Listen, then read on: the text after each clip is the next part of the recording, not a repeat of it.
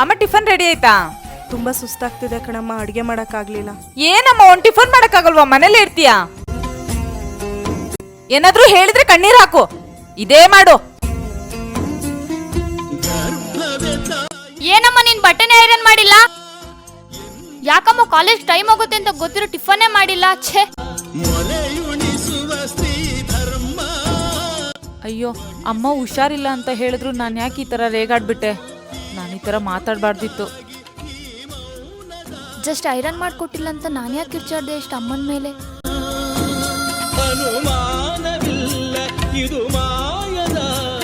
ಯಾಕಮ್ಮ? ಅಮ್ಮ, ವರ್ಷ ಪೂರ್ತಿ ಅಡಿಗೆ ಮಾಡಿ ಹಾಕ್ತೀಯಾ, ಇವತ್ತೊಂದಿನ ಅಡಿಗೆ ಮಾಡಿಲ್ಲ ಅಂತ ನಾನು ಹಿಂಗ್ ಬೈದ್ಬಿಟ್ಟೆ. ನನ್ನ ಕ್ಷಮಿಸ್ಬಿಡಮ್ಮ. ಅಮ್ಮ, ನಮಗೋಸ್ಕರ ನೀನು ಎಷ್ಟು ಕಷ್ಟಪಡ್ತೀಯ, ನಾನು ಅದನ್ನ ಅರ್ಥನೇ ಮಾಡ್ಕೊಳ್ಳಿಲ್ಲ. ಸಾರಿ ಅಮ್ಮ.